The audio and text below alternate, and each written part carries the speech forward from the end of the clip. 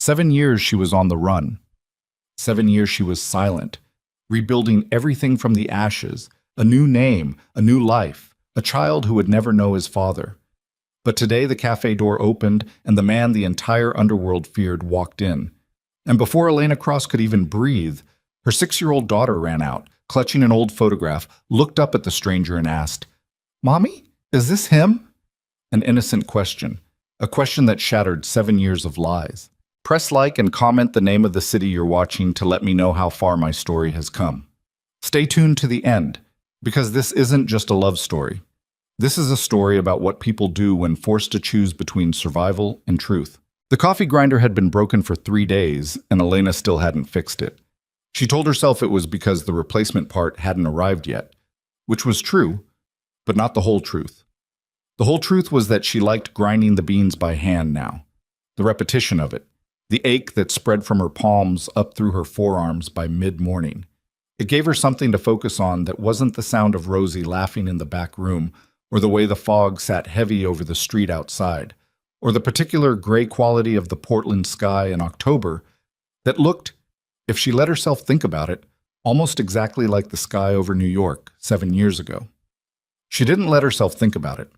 The cafe was called Groundwork, and it sat on the corner of Halsey and 28th, in a neighborhood where the buildings were old but not charming, and the residents were working class and mostly kept to themselves.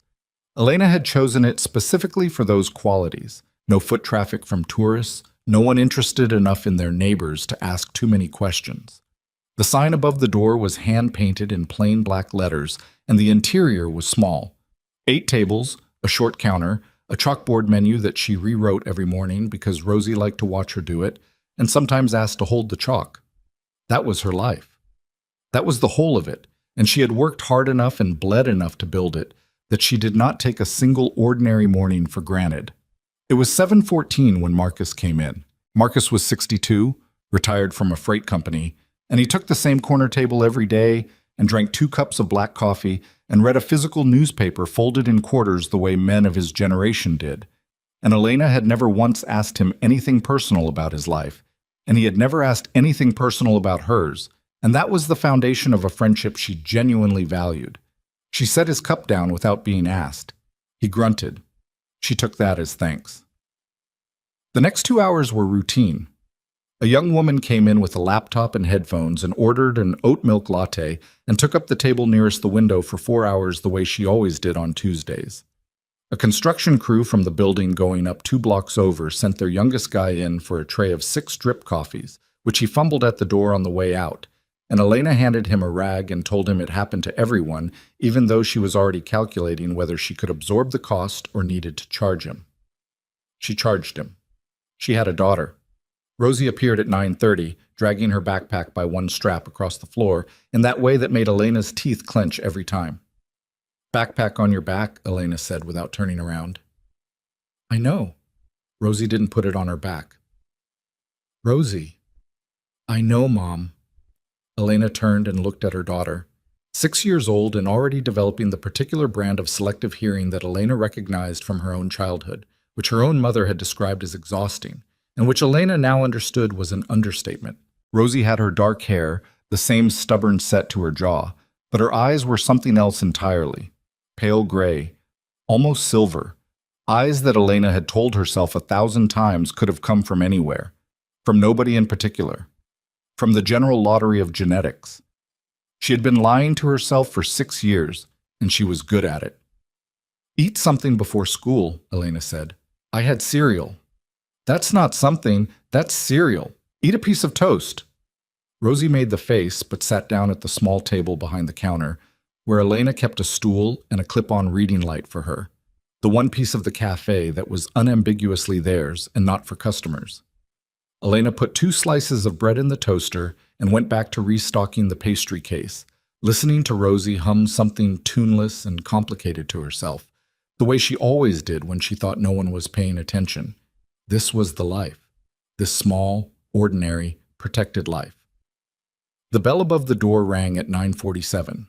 Elena didn't look up immediately. She was repositioning a tray of blueberry scones and the configuration wasn't working, and she was focused on the problem in the way she focused on small logistical problems, with a concentration that was partly genuine and partly a learned behavior, a way of narrowing her attention so that the larger, unresolvable problems couldn't get in. She heard the footsteps cross the threshold, heard them stop. Something in the quality of the silence made her look up. He was standing just inside the door. He was taller than she remembered, or maybe she had just convinced herself over 7 years that he was ordinary-sized, that memory had inflated him. He was wearing a dark coat, no tie, the collar of a gray shirt open at the throat. He hadn't changed in ways she could easily name and had changed completely in ways she couldn't. His face was harder. Not older, exactly. Harder, like something had been stripped away and what remained was purely functional, the architecture of a man who had stopped accommodating softness. Lucien Vale. The tray slipped from Elena's hands. It didn't fall. She caught it, both hands coming up fast, muscle memory from 3 years of working a cafe counter, and the scones shifted but didn't spill, and the sound was just a small clatter that meant nothing to anyone in the room except her. Her hands were shaking. She set the tray down very carefully on the counter and kept her eyes on it for 2 full seconds because she needed those 2 seconds before she could trust her face. She looked up. He was still there. He wasn't a hallucination. She had imagined this moment so many times in the first 2 years, not with longing, with dread, with the particular sick anticipation of someone waiting for a consequence they know is coming. And then she had stopped imagining it because she had needed to stop, because Rosie needed a mother who was present and not haunted. And she had worked hard at not being haunted. 7 years of work, undone in 3 seconds. His eyes found hers across the 8 feet of counter space between them and didn't move. She said nothing. There was nothing to say first. There was too much to say, and the weight of it compressed everything into silence, and she stood behind her counter in her cafe with flour on her apron and her heart performing something violent and irregular in her chest, and she said nothing. Rosie had been quiet in the back for the last 2 minutes, which Elena registered distantly as unusual, and then she heard the sound of small feet on the floor, and then Rosie was there, squeezing past Elena's legs the way she always did, appearing at the gap in the counter like a declaration. And Elena's entire nervous system lit up with the specific panic of a mother who needs to stop something and doesn't know how to do it without making it worse. Rosie was holding something, a photograph. Elena knew which photograph before she could see it clearly. She knew it the way you know something in a nightmare, not from evidence, but from the certainty that the worst version of any situation is always the one that happens. It was the photograph from the kitchen drawer, the one Elena had kept because throwing it away felt too much like a ritual, like an acknowledgement of grief she wasn't ready to perform, and so she had put it in the drawer beneath the takeout menus and the spare batteries and the expired coupons, and told herself she had simply misplaced it. Rosie walked straight to the end of the counter, stopped in front of Lucien, and looked up at him with the directness that 6-year-olds deploy without any awareness of its power. She held up the photograph. "Mom, is he the man in the picture?" The words landed in the quiet cafe like something dropped from a height.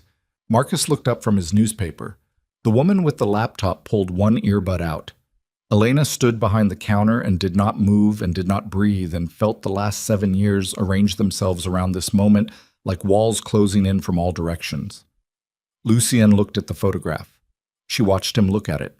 Watched something move through his face that he controlled almost immediately, the way he controlled everything, with the practiced discipline of a man who had learned that visible emotion was a vulnerability, and vulnerabilities got people killed, almost immediately.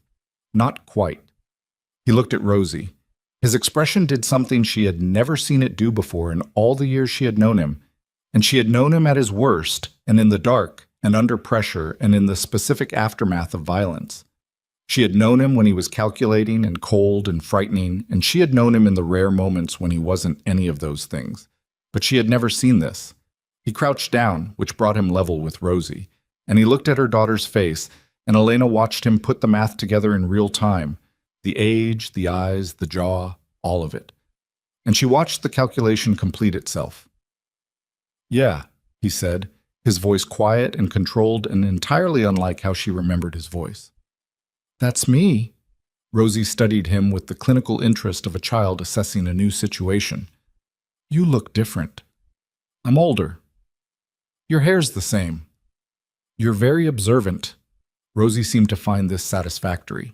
She looked back at Elena, telegraphing the specific expression that meant she was processing information and would have questions later, and then she tucked the photograph under her arm and disappeared back through the gap in the counter toward her stool. The cafe returned to its ambient noise. Marcus's newspaper, the hiss of the milk steamer Elena hadn't turned off, the wet sound of traffic outside. Elena and Lucien looked at each other across the counter. "I need a coffee," he said. She almost laughed. It came up from somewhere involuntary, and she suppressed it hard, because if she laughed, she would cry, and she was not going to do either of those things in her cafe in front of her daughter and two witnesses. "We're out," she said. His mouth did something that was almost a smile and was entirely exhausted. "Elena, don't." The word came out sharp and low, automatic. "Don't say my name like that, not here." He stood, the full height of him again.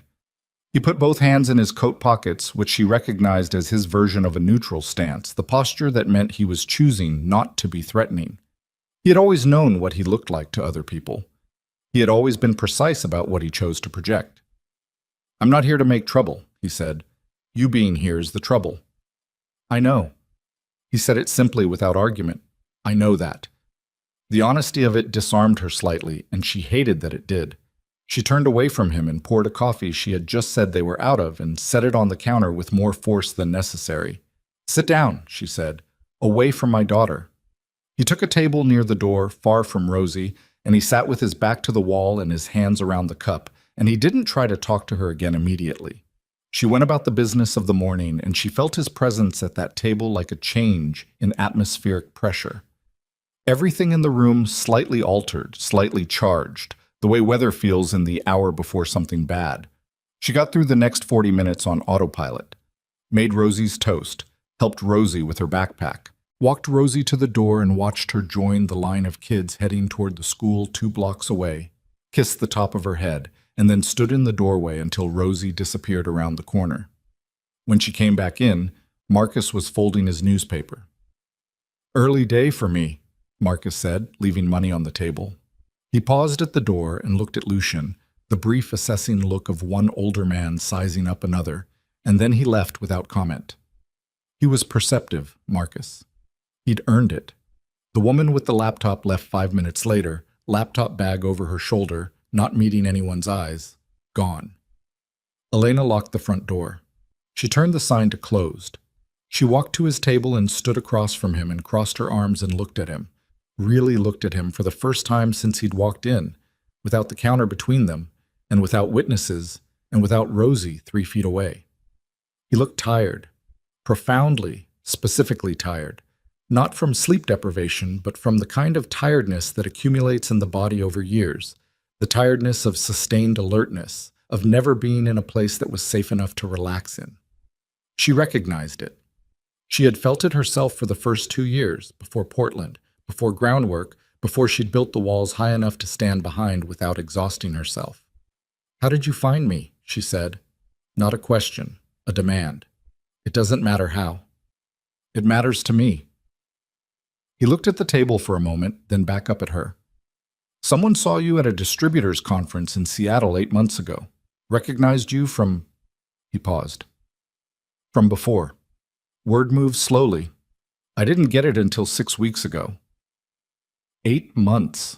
She had been at that conference for one afternoon, a distributor she'd been trying to get better pricing from, and she had worn her hair differently and used her business name, and she had thought, she had believed, that she was invisible. 6 weeks, she said. "You took 6 weeks." "I needed to be sure it was you before I..." He stopped. Something in his jaw tightened. "I needed to make sure coming here didn't bring anything with it." "Did it?"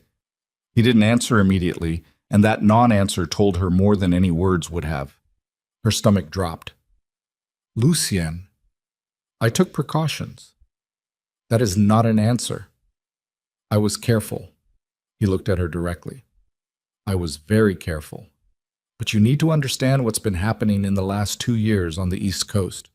There are people who..." "Stop." She held up a hand.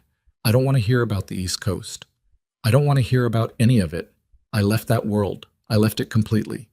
I built something here that has nothing to do with any of that, and whatever is happening over there is not my problem. Elena, she's 6 years old. Her voice dropped to something quiet and very hard. She's 6 years old and she goes to school 2 blocks from here, and she has a teacher named Miss Ferris, who she thinks is funny, and she has a best friend named Yuki, who she calls on the phone every night, and she has never once in her entire life had to be afraid of anything, and that is not an accident, Lucien. That is the result of 7 years of decisions I made every single day, and you are not going to walk through that door and undo it. He listened to all of it without interrupting. When she finished, he sat with it for a moment. She has my eyes, he said quietly. The words hit her somewhere she didn't have armor for. She turned away from him and walked behind the counter and stood with her back to him for a moment, her hands flat on the cool metal of the counter surface. She had known this would come. She had told herself she'd prepared for it. She had played out versions of this conversation in her head in the first year, in the second year, less often in the years after that as the threat of it seemed to recede, seemed to become something theoretical and distant rather than real. But here it was. Here he was. You should go, she said, not turning around. I need to tell you something first. Lucien, I never stopped looking for you. His voice was steady and low and had that quality it got when he was being completely truthful, the quality she had learned to distinguish from his operational voice, his performance voice, the half-dozen ways he modulated himself depending on the situation. This was the voice she had heard maybe a dozen times in all the years she'd known him. Every letter I sent in the first year came back. Every number I called was wrong or dead. I hired 3 different investigators, and 2 of them... He stopped. I thought you were dead. For 2 years I thought you were dead. She turned around slowly. He wasn't performing. His hands were loose around the coffee cup, and his face was too still, the stillness of a man holding something painful at an exact measured distance. Then why, she said, did I spend 7 years believing you chose not to come? Something shifted in his expression. What did you believe happened? I believed what I was told, that you knew where I'd gone, that you knew and you chose your organization over. She stopped herself, breathed. I was told you made a choice. Who told you that? She didn't answer. His eyes went very precise and very cold, not toward her. The coldness was pointed elsewhere, toward something she couldn't see. Something internal. He was calculating. She had seen this before, and it still made the air in the room feel different. Who told you that, Elena? She crossed her arms tighter. It doesn't matter now. It matters more than anything else in this room right now. She looked at him for a long moment. The rain had started outside. She could hear it on the windows. The particular rhythm of Portland rain, that steady, indifferent sound she had come to associate with safety, with home. 7 years of that sound. 7 years of telling herself she didn't need the answer to certain questions because the questions themselves would destroy the walls she'd built. Danner, she said. The name left her mouth and she watched what it did to Lucien's face. Danner, his lieutenant, the man who had been beside him for 8 years, the man who had been in the room the night everything fell apart, the man who had come to her the following week with the message she had believed without question, because she was 26 years old and terrified and alone, and Danner had known things only Lucien could have told him. The coldness in Lucien's face didn't shift. It deepened, became something absolute, and then he locked it down, and what remained was very controlled and very still and far more frightening than anger would have been. He's dead, Lucien said. Danner. He died 11 months ago. Before he died, he stopped. Before he died, he talked. Elena's arms loosened. She stood behind her counter and felt the floor shift very slightly under her, not literally, but in the way the ground moves when you restructure the architecture of 7 years of belief, and the foundation turns out to be built on what someone else wanted you to think. What did he say? She said. That he intercepted everything, both directions. My letters to you, your attempts to reach me. He had help inside the organization. It was a coordinated... Lucien stopped himself the way he sometimes stopped himself when he was about to say something operational to someone who wasn't equipped for operational language. He wanted us separated. He had reasons that go back before I understood what he was building.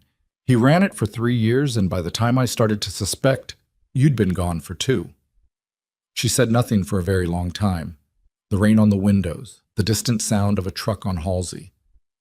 You're asking me to believe, she said finally, that everything I've believed for 7 years was a lie someone else built. Yes. On the same day you walked in here and found out you have a daughter. Yes. And you want me to… what? Just accept that. I want you to understand it. I'm not asking you for anything else right now. I just need you to understand what actually happened. She turned and looked out the window at the rain-dark street. A woman was walking past with a stroller, hunched against the weather. 2 guys from a delivery service were arguing over a route on their phones. Ordinary life. Her ordinary life, which had taken years to build, and which she had believed was solid and finished. She heard him stand, heard the scrape of the chair. I'm staying in the city, he said. For now. I'll give you time. She didn't turn around. Don't come back here. A pause. All right, he said. For now. She heard him walk to the door, heard the lock click as he turned it from inside. She had forgotten she'd locked it, forgotten he was still inside. Heard the bell above the door, the same bell that rang every morning, every ordinary morning, every morning she had built this life on. The bell rang, and the door closed, and he was gone. She stood behind her counter for a long time after that. The rain kept coming. She didn't move to unlock the door or turn the sign back to open. She stood in the quiet of the cafe with her hands on the counter and let herself feel the full weight of what had just happened, because she owed herself that much, because refusing to feel it wouldn't make it smaller. Rosie had his eyes, had always had his eyes, had always had the jaw too, and the particular way she tilted her head when she was thinking hard about something. Elena had looked at her daughter's face every single day for 6 years and loved it completely and separately from what it meant, the way you could love a fact and despise the context that created it. He had come. 7 years late, and through a door she hadn't left unlocked, but he had come. She didn't know yet what to do with that. She didn't know what it cost her to believe it, or what it would cost her not to. She only knew that Rosie would come home from school at 3:15 and want a snack, and want to tell her about whatever had happened with Yuki that day. And Elena would be here for that, would be present for that the way she had been present for every ordinary afternoon for 6 years. She was still standing at the counter when her phone rang. She looked at the screen. Unknown number. Portland area code, or what looked like one. She answered because she always answered unknown numbers, the habit of someone who had spent years slightly tense about news arriving from unexpected directions. Ms. Cross. The voice was male, professional, with the specific flatness of someone reading from a script or choosing words with great care. My name isn't important. What's important is that the man who visited your cafe this morning was followed here. Her grip tightened on the phone. You should know, the voice continued, that we've been watching the cafe since 6 a.m. We know about the girl. And we know whose girl she is. The line went dead. Elena stood in the empty cafe with the dead phone in her hand and the rain coming down outside and the bell above the door still faintly resonating in the air from when Lucian had left, and understood with a cold and terrible clarity that the ordinary life was already over. Elena called him back on the number she didn't have. She didn't know how she expected that to work. She stood in the middle of her locked cafe holding a dead phone and realized she had no way to reach him, no number, no address, nothing. She had spent 7 years making sure of that, and now the absence of a way to reach Lucian Vale was a problem with immediate practical consequences. She tried to think, the rain on the windows, her own breathing, which she made herself slow down by force of will, in through the nose, out through the mouth, the technique a therapist in her 2nd year in Portland had taught her when the nightmares were bad, the technique she still used when the walls felt thin. Someone had followed him here. Someone had been watching the cafe since before he arrived, which meant they'd known he was coming before he walked through the door, which meant the surveillance wasn't reactive. It was anticipatory. They had been ahead of him, and they knew about Rosie. She unlocked the front door and looked both ways down Halsey. The rain made everything indistinct, a parked sedan 20 meters east that she didn't recognize, a van on the opposite side with a company logo she'd never seen. Both of them could be nothing. Both of them could be exactly what she was afraid of. She had never had to read a street before, and she had lived in this neighborhood for 4 years, and she did not know how to do this, had never wanted to know how to do this. She went back inside and locked the door. She called Rosie's school, asked them not to release Rosie to anyone but herself at the end of the day, and to call her if anything unusual happened. The woman who answered, a tired administrator named Carol, who Elena had spoken to maybe twice, sounded puzzled, but agreed. Elena gave her a second number, her personal cell, and made Carol read it back. Then she stood in the middle of the cafe and understood that she needed Lucian.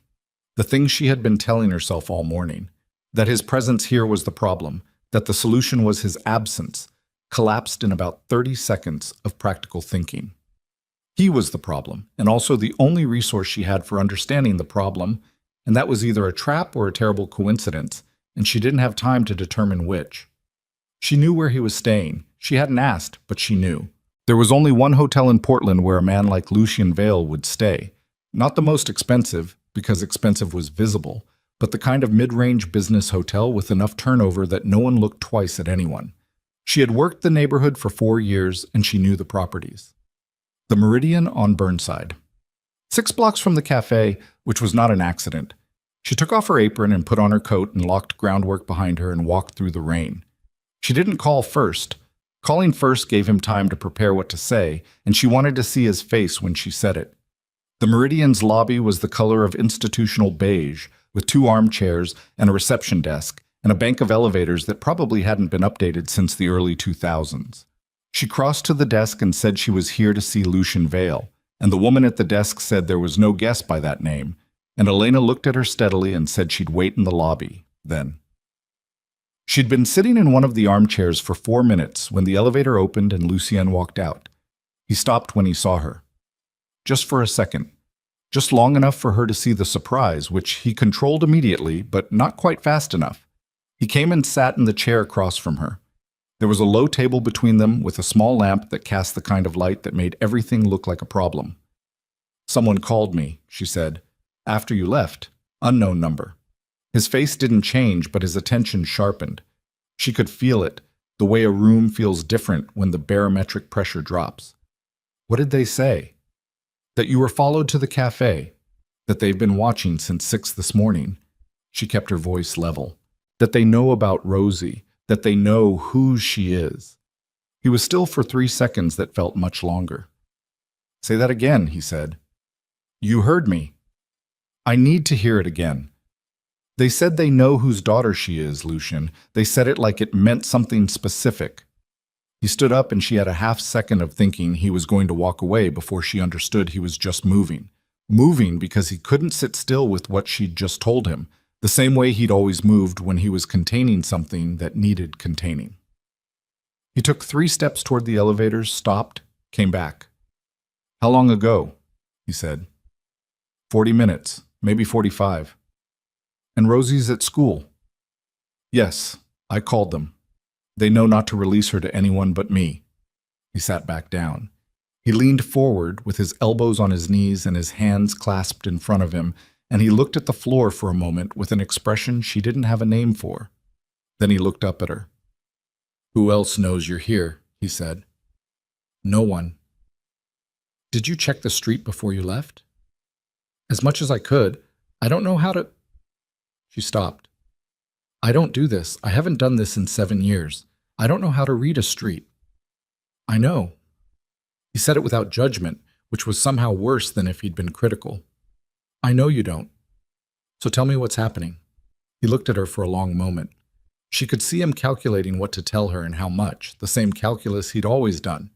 Not because he wanted to keep her in the dark, but because he had spent his entire adult life managing information as a form of protection, and old habits of thought were the hardest to break. She had hated it when she was 25, and she hated it now, and the hatred was useful because it kept her from the other feeling, the one underneath, the one she wasn't ready to examine. "In the last 2 years," he said carefully, "an organization called the Vashti Group has been consolidating power on the East Coast.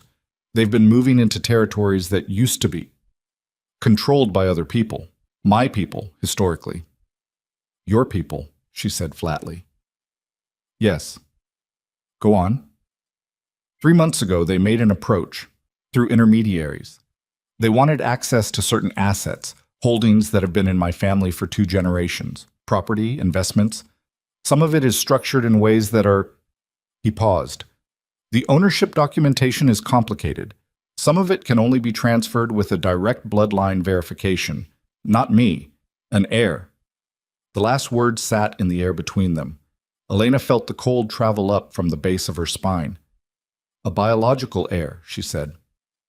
Yes. And they know Rosie exists. Now they do. His jaw was tight. They didn't, until today. He stopped. That's the only thing I got wrong. The only thing. He looked at her. She looked back at him. The lamp between them made the shadows in the room work against both of them. You brought them here, she said. Her voice was quiet and completely controlled, which was worse than if she'd raised it. You took 6 weeks to decide it was safe, and you were wrong, and now my daughter is on a surveillance list. Yes. That's all you have? Yes? I made a mistake. He said it straight, no softening. I was wrong about how clean my approach was, and it put her in danger, and I have to live with that.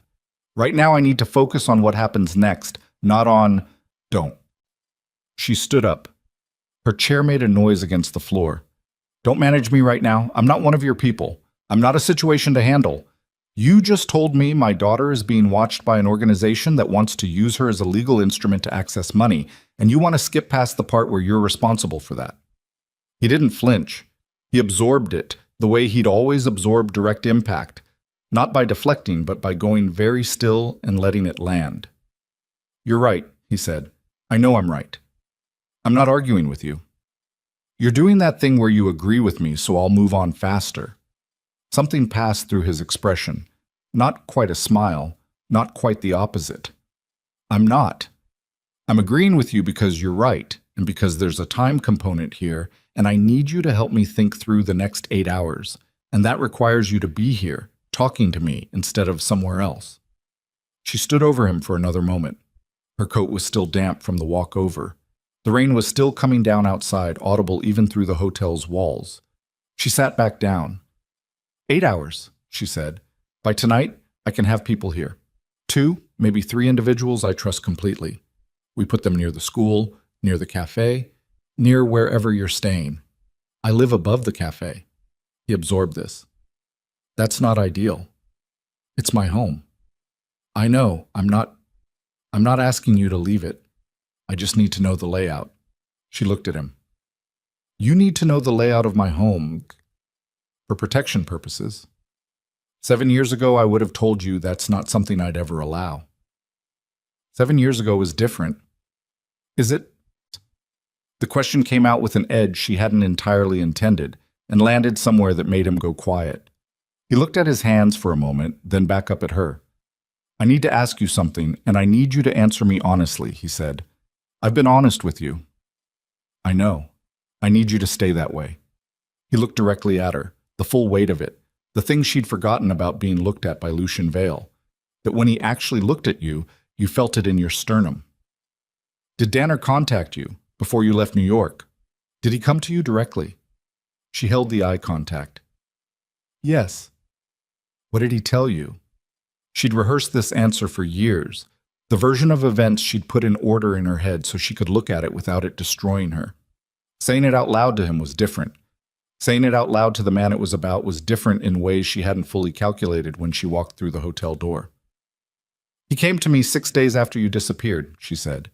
He said you'd surfaced, that you'd been in contact with him, that you knew I was at Kate's apartment and that you'd chosen not to. She breathed through her nose. He said you'd made a decision about what the organization needed, that I was a liability, that you told him personally to make sure I understood it was over. Lucien was very still. He knew things, she said before he could speak. He knew things about us that I'd never told anyone, things you would only know, specific things. I know what he knew, Lucien said. His voice had dropped to something flat and controlled. I told him things. Early on, before I understood what he was. I trusted him the way you trust someone who has been beside you for 8 years. He paused. He built his lies on top of the truth. That's why they held. She looked at the lamp, the small, dim light of it. She thought about 26-year-old Elena Cross sitting in Kate's borrowed apartment with a pregnancy test she'd taken twice to be sure, waiting for a man who'd been told she was a liability. I was pregnant when he came to me, she said. Lucian made a sound she'd never heard from him before, short and involuntary, like something had hit him somewhere unarmored. She looked back at him. His face was controlled but barely. She could see the effort of it, the jaw, the hands, the set of his shoulders. You were pregnant when you left, he said. Yes. And you were alone. Yes. Elena, don't. She stood up again because she needed to be vertical. I don't want your grief about it right now. I managed it. I managed all of it. I had her and I kept her safe, and I built something that worked, and she doesn't know fear, she doesn't know any of it. And I did that by myself, and I'm not going to let you make that about your loss right now. Not right now. He stood too. Not toward her, just standing. They were both standing in this beige hotel lobby with the lamp between them, and 7 years, and a dead man's lies, and a 6-year-old girl 2 blocks away at school, drawing pictures and telling Yuki about her morning, and completely unaware that her entire world was being renegotiated by 2 people who had never agreed on anything except, once, each other. What do you need from me? He said. Right now, today. What do you need? She thought about it seriously because she owed herself and Rosie serious thinking. I need to know who called me, whether it was a threat or a warning. There's a difference? If it was a warning, there's someone inside whatever's surveilling us who has a reason to want us out ahead of it. That's a resource. If it was a threat, it was designed to make me panic and make mistakes. He looked at her with something in his expression she recognized distantly. The specific quality of his attention when someone had said something that surprised him by being competent. She had hated it when they were together. The faint surprise of it, the way it implied he'd expected less. She still hated it. It was probably a warning, he said. If the Vashti group wanted to move on Rosie directly, they wouldn't call first. A call creates a record, creates reaction time. They'd move. So someone inside is trying to help us, or trying to flush us, make us run somewhere they can control. He picked up his phone from the table, she hadn't noticed it there, and looked at the screen. I need to make a call. I need 30 minutes. Can you stay? I need to be at the school at 3:15. It's 11:40. I'll have you out of here by 1. She sat down.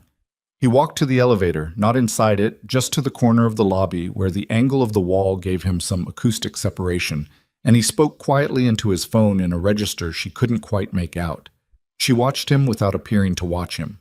The way he held the phone, close to his mouth, the way his free hand moved in small contained gestures while he spoke.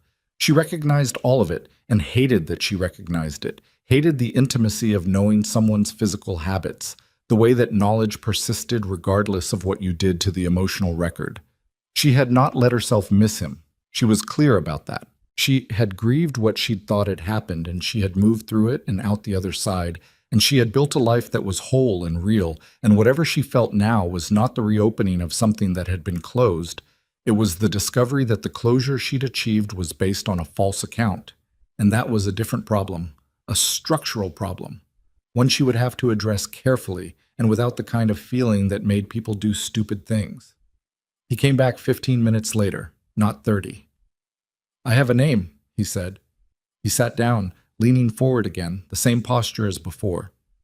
The call to your phone came from a burner registered to a service address in Thai Guard. The service address traces back to an LLC that has no real business activity but has a registered agent who worked with Vashti's legal team in 2021 before leaving under unclear circumstances. She stared at him. You got all of that in 15 minutes. I have people who are good at this. In Portland. I have people everywhere. He said it without inflection. The man who left Vashti's legal team was a fixer named Reyes. He handled documentation, transfers, the legal architecture of their asset acquisitions. If he's burning phones and calling you, he's not working with them anymore. Why would he help us? He might not be helping us. He might be playing both sides. But he knows something specific enough to know about Rosie, specific enough to have your number, And that suggests he has access to intelligence that's current, not historical. He's been inside recently. So we find him. My people are already looking. He paused. There's something else. She waited. The surveillance on the cafe started before I arrived in Portland, he said. I got here yesterday evening. You said they were watching since 6 this morning. She felt the implication before he said it. Which means they weren't following you, she said. They already knew where you were. The room was very quiet. For how long, she said. I don't know, but it means the 8-month timeline. Someone recognizing you at the Seattle conference. That may be when the Vashti group got the information. Not just when I got it. They may have been watching you for months. She thought about the last 8 months. Every ordinary day. Rosie at school, Marcus with his newspaper, the Tuesday woman with her laptop, the construction crew. She thought about every face she'd stopped noticing because she'd seen it enough times that it became part of the background. I need some air, she said. Not outside. I know, She stopped. She pressed her palms flat on her thighs and breathed and looked at the middle distance and gave herself 10 seconds to feel the vertigo of it, the nausea of understanding that the safe life she'd constructed might have had a slow leak in it for 8 months while she went about her ordinary days entirely unaware. 10 seconds. She took them. Then she looked at him. The cafe isn't safe, she said. No. My apartment above it isn't safe. No. Rosie can't go home today. No. She said the next thing slowly because she needed to hear herself say it, needed to hear the shape of the concession she was making. You said you have a place, something secure. He was careful not to react to this in a way that would make her feel cornered. She noticed that. Noticed him choosing not to press the advantage. Yes. Outside the city? An hour north. Owned through a third-party structure that's not traceable to me directly. It's been maintained. It's clean. How many people? 2 of mine, already on site. I can have 4 more by tonight. Rosie doesn't know any of this is happening. I know. She's going to have questions about why we're leaving. She's perceptive. She's very... Elena stopped.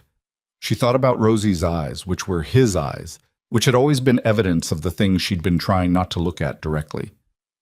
She's perceptive, and she's going to want to know why. What do you want to tell her? I don't know yet. I'll figure it out. She stood and straightened her coat. I need to go back to the cafe.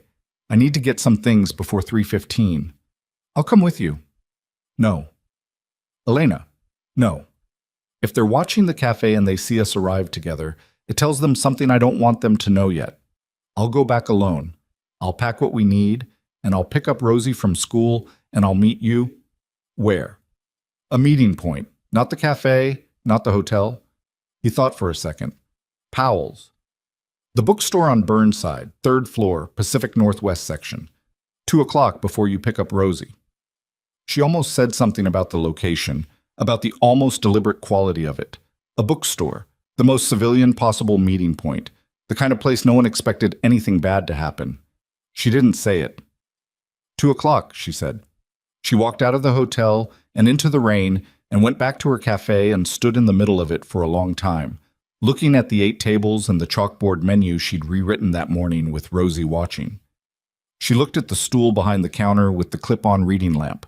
She looked at the tray of blueberry scones she'd been repositioning when he'd walked in, still slightly askew. Then she went upstairs and began to pack. She packed for practicality, not comfort. Documents first, in a waterproof folder. Their IDs, Rosie's medical records, the deed and insurance papers for the cafe, the small amount of emergency cash she kept in the fireproof box under her bed. Then clothes. Enough for a week because she refused to plan further than a week. Rosie's specific stuffed rabbit, the one she called Mr., without which Rosie would not sleep and Elena would not sleep in consequence. A phone charger. Rosie's school library book because it was due Friday, and she would ask about it. The ordinary weight of ordinary life, packed into 2 bags. She carried them downstairs and put them in the back room. She unlocked the front door and turned the sign to open because closing early 2 days in a row would be noticed, and she didn't want to give anyone information. She made coffee she didn't drink. She straightened the scones. She sat behind the counter at Rosie's stool and felt the strangeness of the day pressing against her from all directions. At 1:15, she put on her coat. At 1:47, she walked into Powell's Books. The smell of the place hit her like it always did. Old paper and wood and something indefinably specific to that building. A smell Rosie loved and always tried to name and never quite could. Elena moved through the ground floor without browsing, took the stairs, crossed to the Pacific Northwest section on the third floor, which was quieter than the rest. A back corner with shelving that ran floor to ceiling and a particular quality of amber light from the windows. Lucien was already there. He was standing with his back to the shelves, not browsing, not pretending to browse, just standing there looking at the door she came through, which was the kind of tactical positioning she'd once found reflexively frightening and now just catalogued as a fact. "He's here," Lucien said before she could speak. "Reyes. My people found him. He's at a motel off I-84, been there 4 days. He wants to meet." "When?" "Tonight. He says after dark." "And you trust that?" "I don't trust anything, but I trust that he called you, and calling you was a risk for him, which means he has something to say that he thinks is worth the risk." He paused. "He said something else when my people reached him." She waited. "He said the Vashti Group's interest in Rosie isn't just about asset transfer," Lucien said. His voice was very controlled. "He said they're not planning to use her as a legal instrument." "Then what?" "He wouldn't say on the phone." Lucien looked at her, the full weight of it.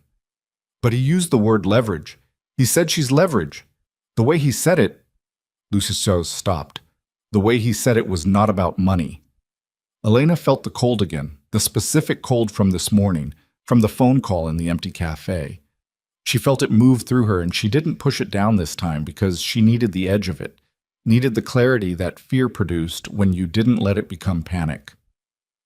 "We pick up Rosie," she said. "We go to your place tonight. You meet Reyes. I want someone with you at all times while I'm gone. I don't need, Elena." He said her name the way he'd said it at the cafe, the way she'd told him not to. She didn't stop him this time. "Please." The please landed in a way she hadn't expected. He'd never said please easily. It had always cost him something, the specific currency of a man who controlled everything he could reach. She heard what it cost him now, and she didn't argue. "Fine," she said. "Fine." They stood in the Pacific Northwest section of Powell's Books, while the rain came down outside the tall windows, and Elena thought about Rosie drawing pictures in school 2 blocks from a cafe that was surrounded by people who had been watching her family for 8 months. And she thought about a man named Reyes in a motel off I-84 with something he wouldn't say on the phone, and she thought about the word leverage spoken in a specific tone by a man who knew what the Vashti Group was planning, and she understood with the complete, terrible certainty of a mother who had never let her daughter be afraid of anything, that whatever was coming next would require more than the ordinary life she'd built could bear. The school day ended at 3:15. Rosie would come out the same door she always came out, backpack dragging, looking for Elena's face in the crowd of parents. Elena had 90 minutes. She used them to call Marcus. He picked up on the second ring, which meant he'd been expecting her, which told her that Marcus was not only perceptive, but had been perceptive enough this morning to understand what he was seeing. "I'm going to be away for a little while," she said. "I need someone to water the plant in the front window." A pause. "The little one or the big one?" "Both." Another pause. "You need anything else?" "Keep an eye on the front. Note anything that seems off. Don't engage with anyone asking questions about me." "Elena." His voice was steady, the voice of a man who had seen things in 62 years that he didn't talk about. "You be careful." "I will." "And the girl?" "She'll be with me." "Good." A pause. "I'll water the plants." She hung up and looked at Lucien, who had been close enough to hear both sides and had the decency not to comment. 90 minutes, she said. "I know. After I get Rosie, after we're in your car, after we're moving, I want the full story. Everything about Vashti, everything Reyes told your people, everything you know and haven't told me yet because you were managing the information." She held his gaze. "All of it." He looked at her for a moment. "All right. I mean it." "I know you mean it." He paused. "I'll tell you everything. She believed him. She didn't know yet if believing him was the right decision or the residue of something she'd spent 7 years trying to burn off. She only knew that in 90 minutes she was going to hold her daughter's hand and walk away from the only safe life she'd ever built, and she needed every piece of information Lucian Vale possessed to have any chance of building another one. She left Powell's first. That had been his suggestion, and she'd accepted it for the same reason she'd accepted the bodyguard. Not because she wanted to, but because she was smart enough to recognize the difference between pride and survival, and the difference mattered more today than it ever had. The rain had lightened to something fine and persistent, the kind of Portland rain that didn't commit to being rain, just hung in the air and made everything damp. She walked the 6 blocks to Rosie's school with her hands in her coat pockets and her eyes moving the way Lucien had shown her once, years ago, in a different city. Not frantically, not obviously, just a steady peripheral awareness, cataloging what was there and what had changed. A man in a gray jacket on the corner who looked at his phone and didn't move. A car parked across from the school entrance that she didn't recognize but couldn't confirm was wrong. Everything simultaneously ordinary and suspect, the world tilted 3 degrees off its axis. The bell rang at 3:15 and the doors opened and children came out in the particular flood of energy that end-of-school day produced. And then Rosie was there, backpack dragging, obviously, scanning the crowd with those silver-gray eyes until they found Elena. She ran the last 10 feet and hit Elena's side hard enough to stagger her. "I was first in spelling," Rosie said into Elena's coat. "I know you were." Elena held her tighter than usual and pressed her face into the top of Rosie's hair and breathed. Shampoo. Crayon. The specific warm smell of her daughter that she had memorized without meaning to, the way you memorize things you can't afford to lose. "Mom." Rosie pulled back and looked up at her with the diagnostic precision of a child who had learned to read her mother's face the way other children read picture books. "What's wrong?" "Nothing's wrong. We're going on a trip tonight." "Where?" "Somewhere new. You can bring Mister." Rosie processed this. "Is the man coming?" Elena went still. "What man?" "The man from the picture." Rosie said it simply, the way she said everything, directly, without performance. "He had sad eyes. I noticed." Elena looked at her daughter for a long moment in the thin rain, at the face that was hers and not hers, at the eyes that had always been evidence of the truth she'd been living alongside without naming. "Yeah," she said quietly. "He's coming." Rosie nodded like this was acceptable, like she'd already run the calculation and reached a conclusion Elena hadn't been given access to yet, and took her mother's hand. They walked toward the car together, and somewhere behind them on the street, something that had been waiting a long time began to move. The car was a black SUV, nondescript, Oregon plates, and it was waiting on the side street off Morrison exactly where Lucien had said it would be. Elena had explained the situation to Rosie in the careful, partial way that mothers explain things to 6-year-olds when the truth is too large and too sharp for small hands to hold. She'd said they were going to stay somewhere new for a little while. She'd said it was an adventure. Rosie had asked if they could stop for food, and Elena had said yes because it was a normal thing to want, and normal things were worth preserving for as long as possible. They got drive-through burgers from a place on Burnside. Rosie ate hers in the back seat with the methodical focus she brought to all food, holding the wrapper with both hands, occasionally narrating the quality of the fries to no one in particular. Lucien sat in the front passenger seat and didn't eat and didn't turn around, and Elena drove because she'd insisted on driving, because she needed something to do with her hands and her body and the part of her brain that kept trying to run catastrophic projections. His 2 people were in a second vehicle behind them, which Elena could see in the rearview mirror and tried not to stare at. No one spoke much for the first 20 minutes on 30 heading north. The city thinned out. The rain had stopped, but the sky stayed heavy and low, the kind of sky that had given up committing to any particular weather, and just sat there in a state of ambient threat. The Columbia River appeared to the right through the trees, and Elena watched it for a moment, wide and gray and indifferent, and thought about how much had changed in the last 8 hours, and how the river looked exactly the same as it had yesterday when she'd driven this road to meet a produce supplier. And the only thing she'd worried about was whether the new pastry flour she'd ordered would arrive before the weekend. Rosie fell asleep somewhere around Scappoose. Elena heard her breathing change in the back seat, the slow, complete surrender of a child's sleep, impossible to fake, and felt the specific relief and specific grief of it, the way children could move into unconsciousness and leave all of it behind, temporarily, just like that. She kept her voice low. "Tell me about Vashti." Lucian turned his head slightly, but didn't fully turn. He was watching the road ahead, the mirror, the tree line, all of it at once, that divided attention she'd forgotten about, the way he was never entirely in the conversation because part of him was always scanning the perimeter. The Vashti Group started as a legal entity, he said, import and distribution, Pacific Rim routes. They built legitimate infrastructure first and then used it as cover for everything else. The man who runs it is named Carver. I don't know his full name. No one I've spoken to knows his full name. That's unusual. It's deliberate. He operates through layers, intermediaries, legal fronts, cutouts. In 5 years of trying to get a clean picture of him, I have a physical description and 2 confirmed phone numbers that are both dead. That's it. And he wants Rosie. He wants what she represents. Lucian's voice was flat and precise, stripped of everything except information.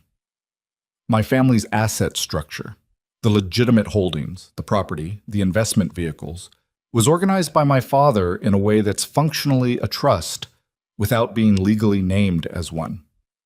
The controlling interest in the entire structure passes by direct biological succession. When my father died, it came to me, but I never formally documented an heir because I didn't... He stopped. I didn't know there was one. And Carver knows this structure. He has someone who knows it, someone who understood the legal architecture well enough to identify the specific vulnerability. That's what Reyes worked on before he left. She absorbed this. The road curved north along the river. The second vehicle stayed behind them at a consistent distance. He built the legal case for acquiring your assets, she said. Reyes. And then he left. Yes. Why did he leave? Lucian was quiet for a moment. That's the question I need Reyes to answer tonight. The property was 40 minutes north of the city, off a state route that ran through second-growth Douglas fir and occasional cleared acreage. The turn was unmarked. The driveway was a quarter-mile of gravel that ended at a house that was larger than Elena had expected. 2 stories, cedar siding weathered to gray, the kind of functional Pacific Northwest architecture that was built to last rather than impress. The lights inside were on. Smoke came from a chimney at the near end. 2 men came out of the front door when they pulled up. Elena registered them as Lucien's. The posture, the way they stood, the unhurried competence of people who were never surprised. One of them opened Elena's door, which she found immediately annoying, and she got out without acknowledgement and opened Rosie's door herself and unclipped the seatbelt and lifted her daughter, still asleep, against her shoulder. Rosie's head dropped against Elena's neck, warm and heavy and completely trusting. Inside, the house was clean and warm and largely impersonal. Good furniture, but nothing decorative. Nothing that suggested anyone had ever actually lived in it. The kitchen was well stocked. There was a bedroom on the ground floor that one of Lucian's men had prepared for Rosie, with sheets that looked recently changed and a lamp on the nightstand turned to its lowest setting. Elena put Rosie down and stood over her for a moment, watching her breathe. Then she went back to the main room where Lucien was standing with his phone to his ear. He finished the call and looked at her. Reyes confirmed. He'll meet me at 10. Where? A diner off the highway, neutral, public enough that he'll feel safer. I want to come. No. Lucien, someone needs to be here with Rosie. He said it simply, not as a negotiating tactic. I'm not bringing her here and then leaving her alone with people she doesn't know. It was the right argument, and she hated it for being right. She crossed her arms. Then I want a phone. A line to you. Open the whole time you're gone. He looked at her. All right. He left at 9:30. One of his men, the quieter of the 2, stayed inside the house. The other was somewhere outside in the dark. Elena sat in the kitchen with a cup of tea she didn't drink and listened to the sound of the property. Wind in the firs, the occasional settling creak of the house, the distant sound of traffic on the state route. At 9:52, Rosie appeared in the kitchen doorway. She was carrying Mr. and her hair was compressed on one side from sleep, and she looked at Elena with the expression of someone who had woken up in an unfamiliar place and was deciding how to feel about it. "Where are we?" she said. "A house north of the city. Someone's house." The man with the sad eyes. "His house, yes." Rosie looked around the kitchen. She pulled out a chair and sat down and put Mister on the table facing outward, which was Rosie's standard protocol for establishing territory. "Is there cereal?" Elena got up and looked in the cupboards. There was cereal. She poured it and added milk and put it in front of Rosie and sat back down and watched her daughter eat and tried to memorize the ordinariness of it, the specific comfort of cereal at 9:52 at night in a kitchen that wasn't theirs. "Mom," Rosie said, not looking up from the bowl. "Yeah." "Are we safe here?" Elena looked at her daughter's face, 6 years old, hair sideways, spoon in hand, asking the question with the directness that she applied to everything. She thought about lying, constructing the age-appropriate version, the reassurance that cost nothing and meant nothing. "Yes," she said, "we're safe." Rosie nodded. She ate another spoonful. "Okay." She believed it immediately and completely, the way children believe their mothers, and Elena sat with the weight of having said it and meaning it and having no guarantee that it was true. Lucien called at 11:17. "He's here," he said. His voice was different, compressed, controlled in a specific way that meant something had already happened that he was managing. "I need you to listen to what he's telling me." "Lucien, what?" "Just listen." There was a sound of movement, a phone being shifted, and then a new voice, male, middle-aged, carrying the particular worn quality of someone who had been afraid for a long time. Accented slightly, southwest somewhere, the consonants clipped. "Ms. Cross," the voice said. "Yes." "My name is Reyes. I worked for the Vashti Group's legal infrastructure for 3 years. I left 8 months ago when I understood what the asset acquisition project was actually intended to produce." A pause, shallow breathing. "I need you to understand that what I'm about to tell you is not. I need you to understand that I tried to stop it from inside before I left. I documented everything I could. I have the files." "Tell me," Elena said. "The legal case for accessing the Vale family holdings through a direct heir isn't the final objective," Reyes said. "The asset transfer is a mechanism. Carver doesn't want the money. He wants the legitimacy. The Vale name attached to the holdings gives him access to 12 governments' regulatory frameworks that currently exclude him. The money is infrastructure. What he's building is political." A pause. "He needs the child's existence to be publicly established. Official documentation of paternity, birthright, succession. The legal record." Elena felt the chill begin at the base of her throat. "And once that record exists..." A silence. She heard Reyes breathe. "Ms. Cross, your daughter doesn't need to be alive for the legal record to serve its purpose." The kitchen went very distant, the refrigerator hum. The sound of Rosie's spoon against the bowl. Elena's own hand, white-knuckled around the phone, which she could see from a great distance, as though she were slightly outside her own body. "Say that again," she said. Her voice was someone else's voice. Flat, not her own. "Once paternity is established through legal documentation, the biological heir's role in the succession mechanism it's passive. Carver's lawyers have structured it so that a documented heir who is deceased still satisfies the inheritance trigger. They need the documentation. They don't need the girl herself to be..." "Stop!" The word came out of her mouth like something physical. "Stop talking." She was standing. She didn't remember standing. She was standing in the kitchen with the phone at her ear, and Rosie was across the table looking at her with wide eyes, and Mister knocked sideways on the table, and Elena turned her back to Rosie because she could not let her daughter see her face right now.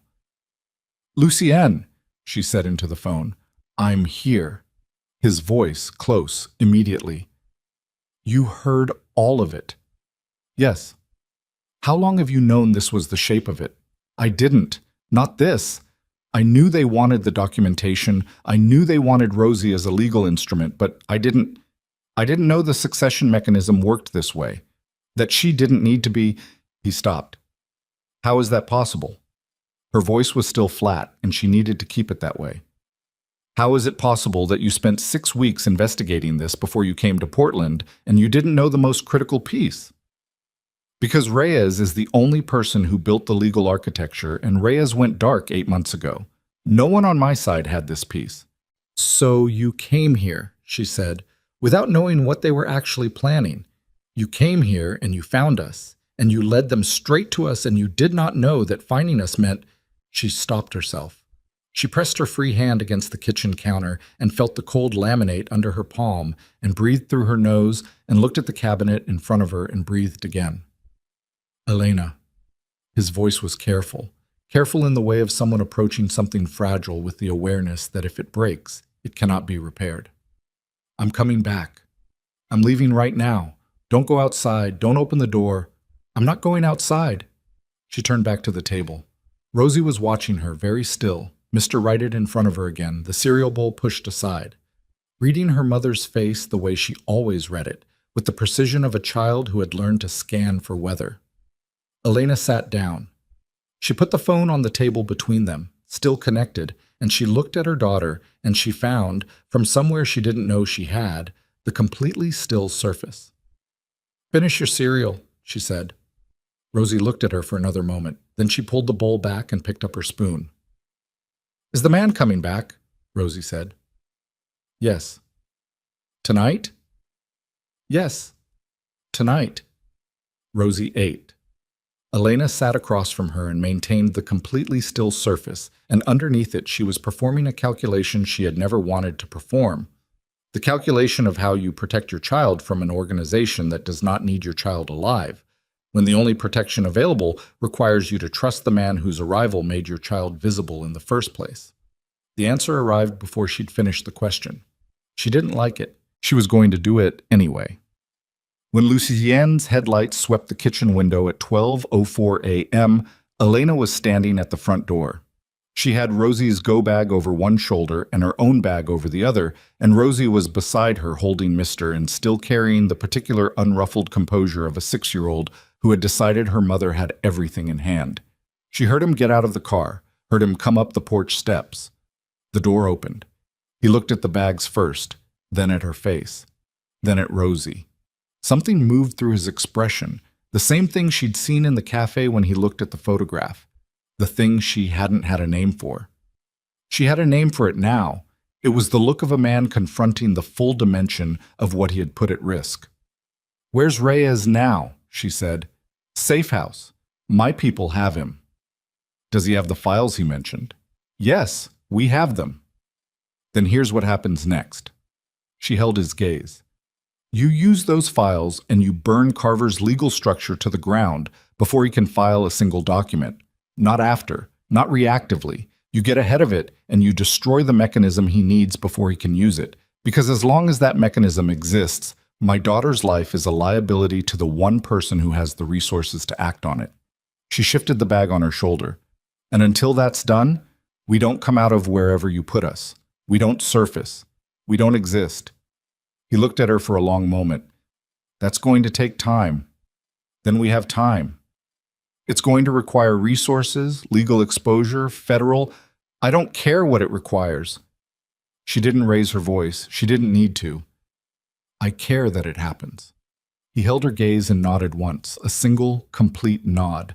Then he looked down at Rosie, who was looking up at him with those silver-gray eyes that were his eyes in her face, calm and assessing in the way she assessed everything.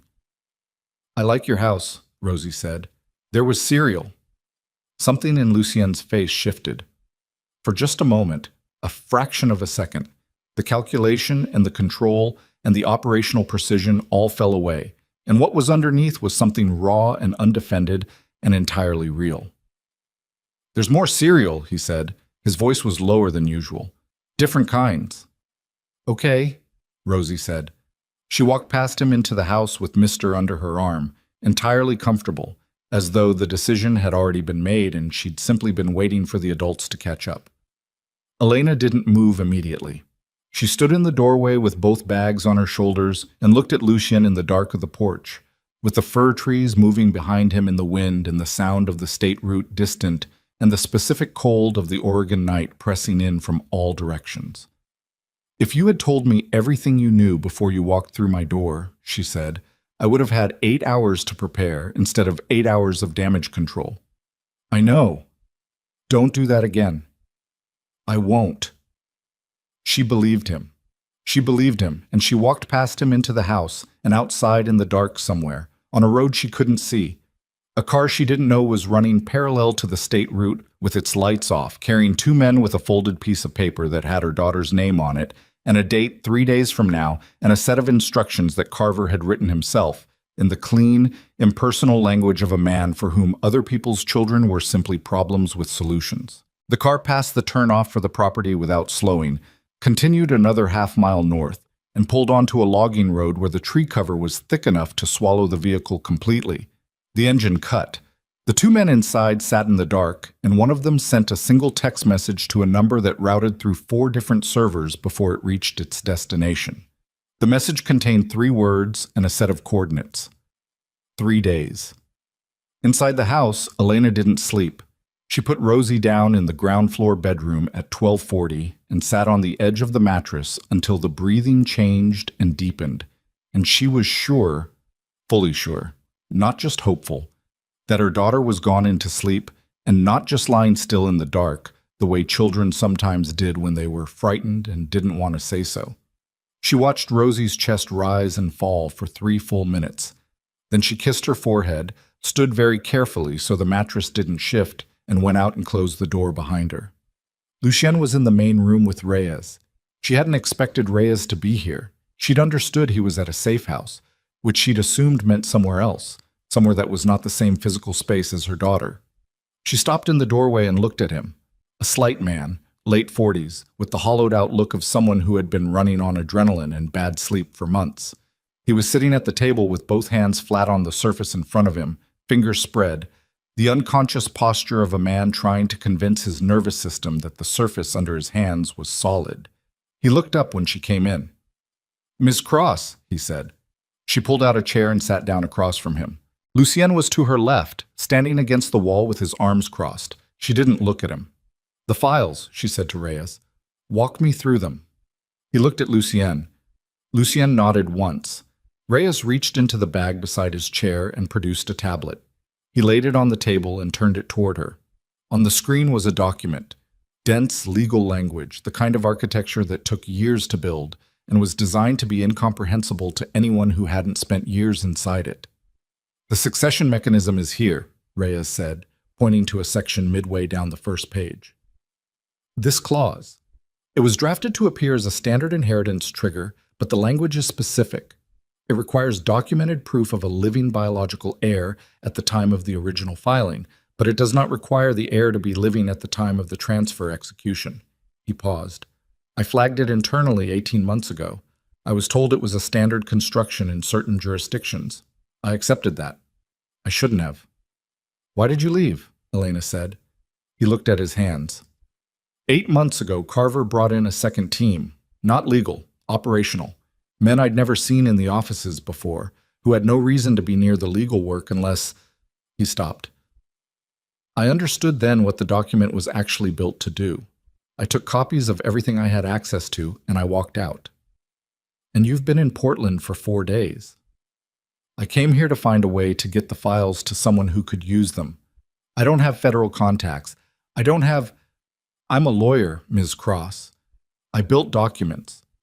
I don't know how to burn them down." She looked at the tablet.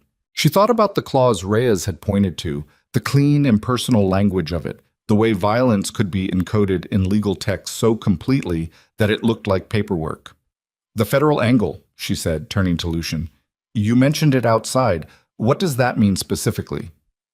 "There's an investigator," Lucien said. "Federal Organized Crime Unit. Her name is Voss. I've had indirect contact with her office for 2 years. She's been building a case against Carver's financial network, and she's been missing the legal architecture piece. The documentation that shows how the asset transfers are structured and what they're designed to produce. Reyes's files are the missing piece." "You've been talking to a federal investigator," Elena said, "through intermediaries. carefully. And you trust her. I trust that her interest in Carver is real, and that she has the jurisdiction and the resources to move on him in ways I can't. He held her gaze. I've been building toward this for 2 years. I just didn't have the evidence to give her until tonight. Elena sat with this. Outside, the wind moved through the firs with a low, continuous sound like something breathing. She thought about the 3 days written on a piece of paper in a car on a logging road she didn't know existed, and she thought about the legal clause on the tablet screen, and she thought about Rosie asleep in the next room holding Mister with the complete unconscious trust of a child who believed her mother had everything handled. She looked at Reyes. How quickly can Voss move if she has these files? With this documentation, she can freeze the filing mechanism within 48 hours, Reyes said. An emergency injunction against the succession documents. Once the legal mechanism is frozen, Rosie's existence stops being an operational necessity for Carver. 48 hours, Elena said. If Voss moves immediately, if she has everything tonight. She looked at Lucian. He was already looking at her. Call her, Elena said. It's 1 a.m. I don't care what time it is. Call her tonight, send her the files tonight, and get the 48 hours started tonight. She kept her voice low and completely level. Because somewhere out there, someone already knows where we are, and 3 days is not as much time as it sounds. Lucian held her gaze for a moment. Then he took out his phone and walked to the far end of the room. Reyes let out a breath that he'd probably been holding for 8 months.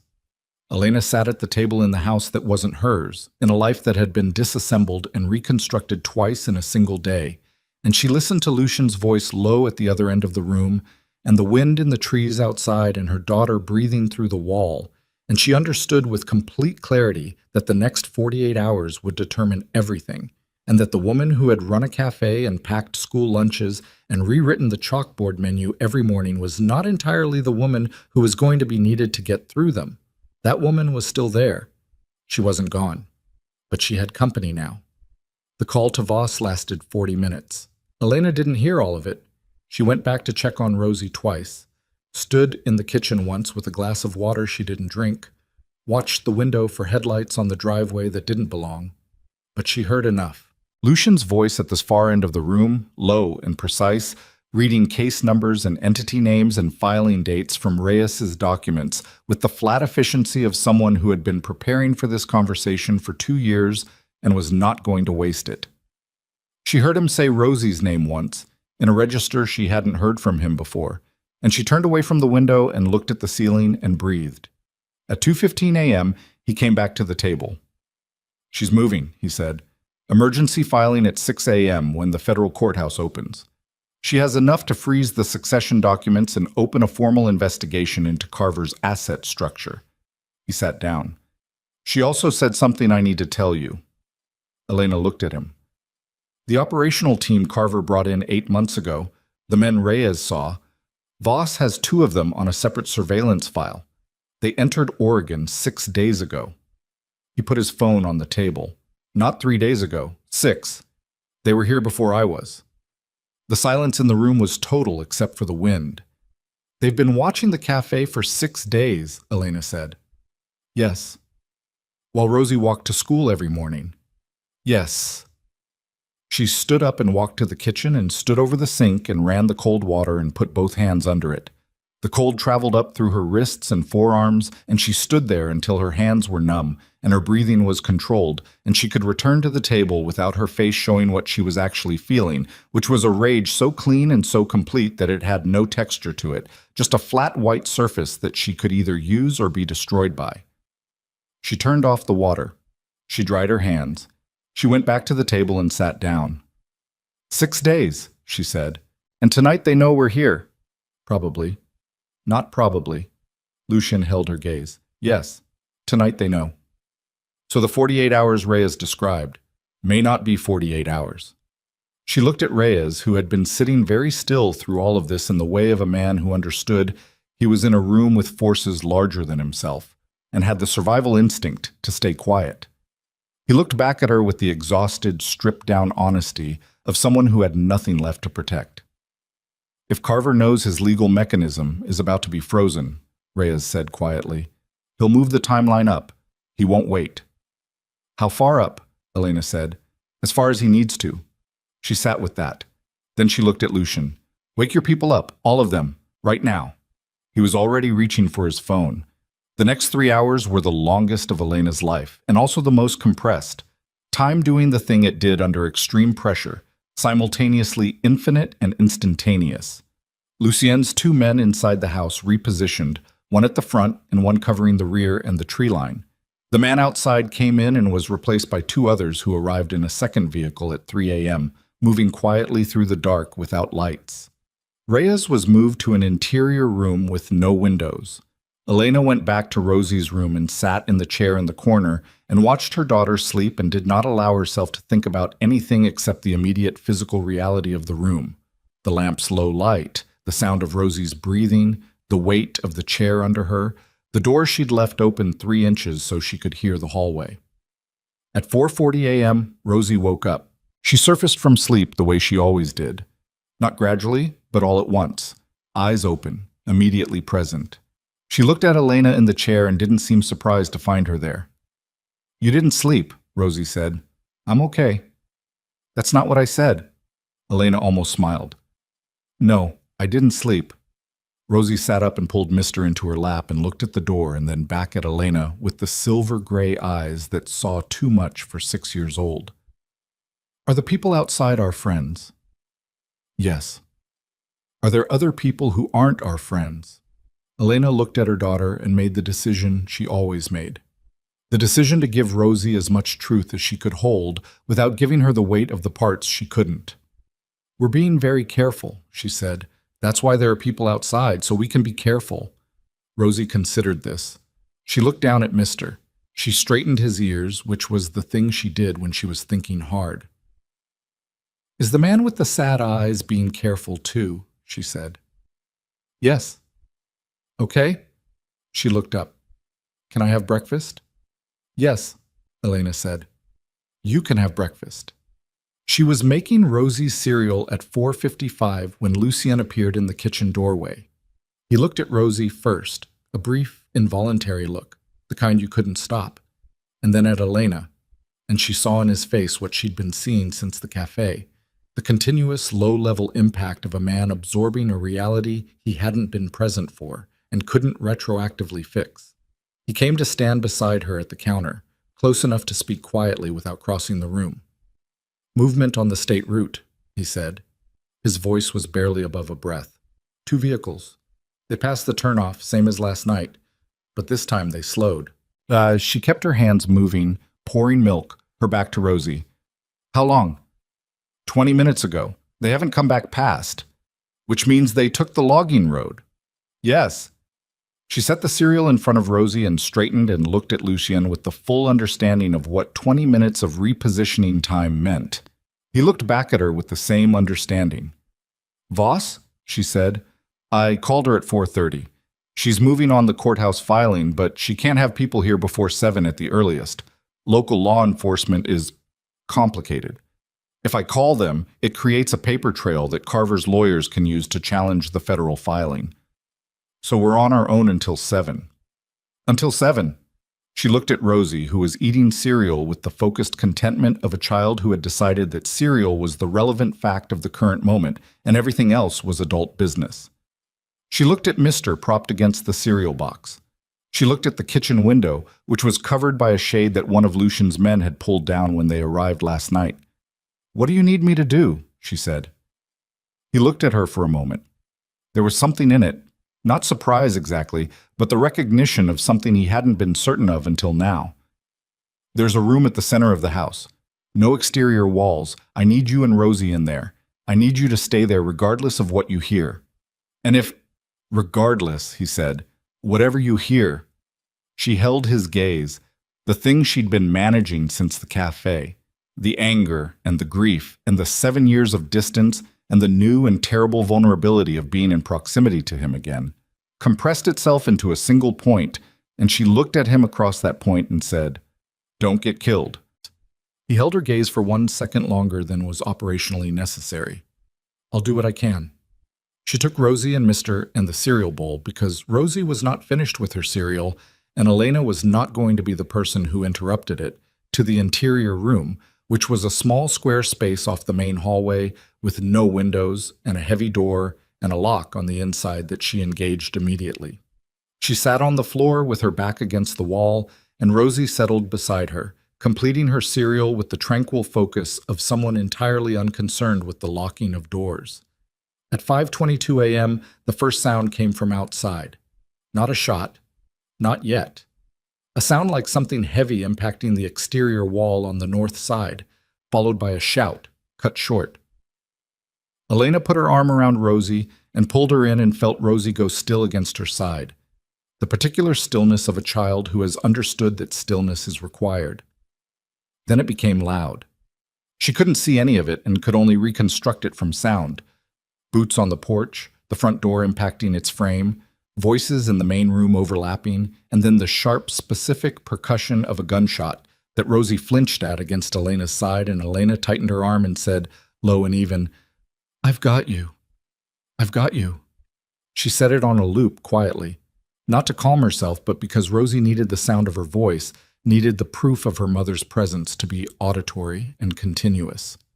The sounds moved through the house. The hallway outside the door, feet, impact, something breaking, glass or furniture she couldn't tell. A second shot, closer this time, and a third that was further away, outside maybe, in the trees. Then silence. The silence was worse than the noise. She sat in it for 90 seconds, counting, her arm locked around Rosie, Mr. Crush between them. Then Lucien's voice, right outside the door. "Elena." She didn't move. "Elena, it's clear. Open the door." She turned the lock. She opened the door 3 inches and looked at him through the gap before she opened it fully. His coat was gone. There was a cut above his left eyebrow that had bled down the side of his face and dried to a dark line along his jaw. He was breathing hard, the chest-deep breathing of sustained physical exertion, and he was holding his left side with one hand in a way that was not casual. "You're hurt," she said. "I'm okay. That's not what I—" "How many were there?" "4 outside. 1 made it to the door." He moved the hand from his side slightly, and she saw the torn fabric of his shirt, something dark beneath. It's a graze. I've had worse." "That's a very low bar." Something moved through his expression that was almost a kind of exhausted relief, the involuntary response of a man who'd been holding too much tension for too long and had just heard something that punctured it slightly. "We need to move. 2 of mine are down, not badly. The 4 outside are contained. But contained means temporary." Rosie stepped out from behind Elena and looked at Lucien. She looked at the cut on his face with the clinical, unemotional attention of a child who is afraid but managing it. She reached up with her free hand, the one not holding Mister, and touched her own eyebrow in the corresponding location. "That's going to need a bandage," she said. Lucien looked at her, the same look as in the café, as on the porch, raw and undefended, lasting just a second before he controlled it. "Yeah," he said. "Probably. We have bandages at the café." "I know we can't go there right now," Rosie said, before either adult could speak, with the weary patience of a 6-year-old who was tracking more than they'd been told. "I'm just saying, for later." For later.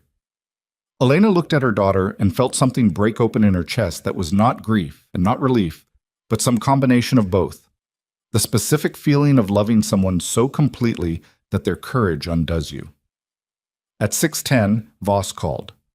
"Filing is done," she said. Her voice was clipped, efficient, the voice of someone who had been awake all night and was running on the specific fuel of a case finally breaking open. "Succession documents are frozen. Carver's legal team will know within the hour. I have 2 vehicles en route to your location. ETA 40 minutes. "There are 4 individuals contained on the property," Lucien said. He was on speaker, standing at the kitchen table with the cut above his eye still unattended and his left side held carefully. "Alive?" "Yes." "Good. I need them." A pause. "I also need Reyes. He comes in voluntarily and cooperates. I can offer him protection and consideration on any exposure." Lucien looked at Reyes, who had appeared in the kitchen doorway. Reyes nodded, one single exhausted movement. "He'll cooperate," Lucien said, "and Vale." Voss's voice shifted slightly, taking on the weight of the conversation she'd been building toward for 2 years. We need to talk about your situation. I know. Full cooperation. Everything. I know, he said again. That's what I'm offering. He ended the call and stood in the kitchen of the house that wasn't his, with the gray Oregon dawn beginning to show at the edges of the window shade. And Elena stood across from him with Rosie between them, and the three of them existed in the kitchen for a moment in the specific silence that follows violence. Not peaceful silence, not the silence of resolution, but the silence of something having passed through and left the room altered. Then Rosie said, "Can I have more cereal?" Lucien made a sound, short, involuntary, that was the closest thing to a laugh Elena had heard from him in 7 years. She got the box from the counter and poured it. Lucien sat down at the table, carefully, favoring his left side. She found the first aid kit in the cabinet above the refrigerator, the one she'd cataloged last night when she was memorizing the kitchen, and she brought it to the table and sat beside him. She opened the kit. She found the gauze and the tape and the antiseptic. "This is going to sting," she said. "I know." She cleaned the cut. He didn't move. She could feel his pulse under her fingertips when she pressed the gauze to his temple. Elevated, gradually slowing, the body standing down from crisis 1 degree at a time. She taped the gauze in place and sat back and looked at her work. He was looking at her. Not with the operational precision, not with the managed control. Just looking at her the way he'd looked at her in the hotel lobby and in Powell's and every time since, with something underneath the surface of it that he hadn't named, and she hadn't asked him to name because there wasn't room for it yet. There hadn't been room for it since the moment he walked through the cafe door, and probably wouldn't be room for it until the immediate crisis had fully resolved itself, and they were both standing on ground that wasn't actively shifting under their feet. She put the first aid kit on the table between them. Outside, the dawn was coming in gray and cold over the fir trees, and 40 minutes away on the highway, Voss's vehicles were moving, and somewhere in the city, a legal filing was sitting in a federal courthouse system with Carver's name on it and a freeze order attached, and Rosie was eating her second bowl of cereal and Mister was propped against the cereal box, and the 4 men contained on the property had not yet understood that the operation they'd been sent to execute had already been legally dismantled while they were taking the logging road, and the man who had sent them was sitting in an office on the East Coast, watching a case he had spent 3 years building collapse in real time from the inside out. Voss arrived at 6:53 a.m. She was not what Elena had expected, though she hadn't spent much time constructing expectations. Mid-40s, compact, with short dark hair, and the kind of face that had stopped bothering with anything decorative a long time ago. She came through the front door with 2 agents behind her and took in the room with a single sweep. The overturned furniture, the broken glass near the hallway, Lucien at the kitchen table with gauze taped to his head, Reyes sitting against the wall with his hands wrapped around a coffee mug, and none of it visibly surprised her. She looked at Elena last. "Miss Cross," she said, "Agent Voss." Voss looked at Rosie, who was observing her from the kitchen table with the silver-gray eyes and the particular stillness she deployed when she was deciding what to make of a new person. Voss's expression did something brief and human at the sight of her, and then it didn't. "Let's get the child somewhere more comfortable," Voss said. "She stays where I can see her," Elena said. Voss accepted this without argument. She pulled out a chair and sat across from Lucien and put a recorder on the table between them, and looked at him with the focused attention of someone who had been building toward this conversation for 2 years and intended to use every minute of it. "Start at the beginning," Voss said. "Which beginning?" Lucien said. "Yours." He started talking.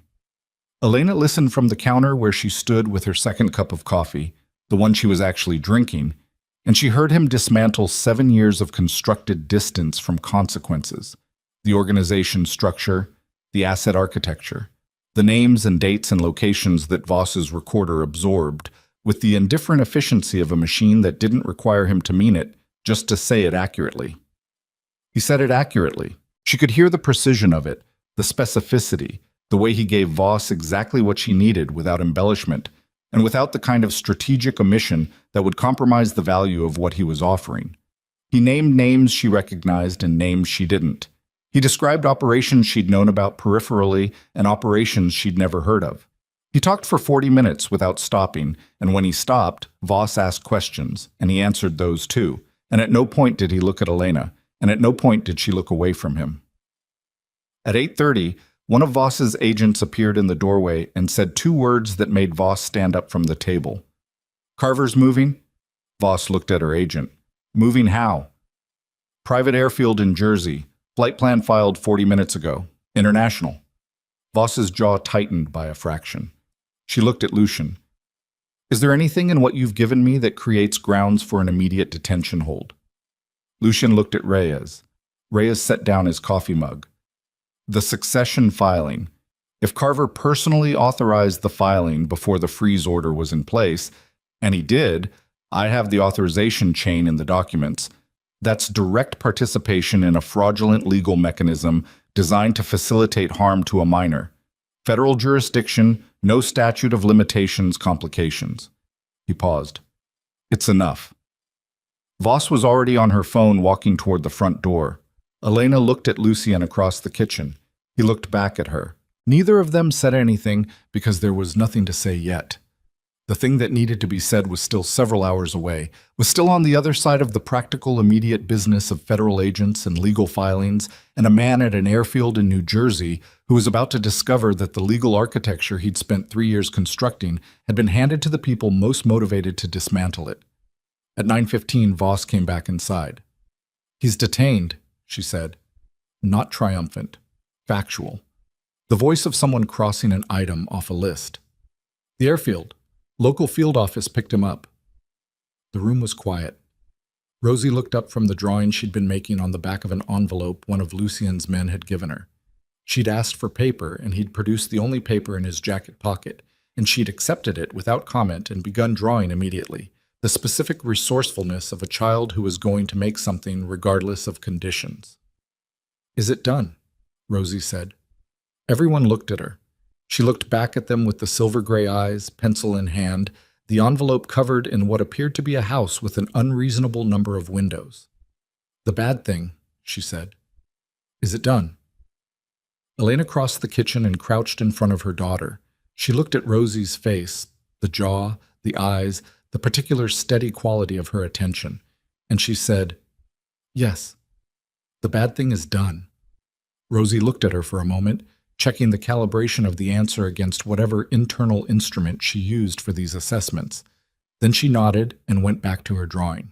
Elena stayed crouched there for a moment after Rosie looked down, her hand resting on her daughter's knee, the envelope and its many-windowed house in front of them both.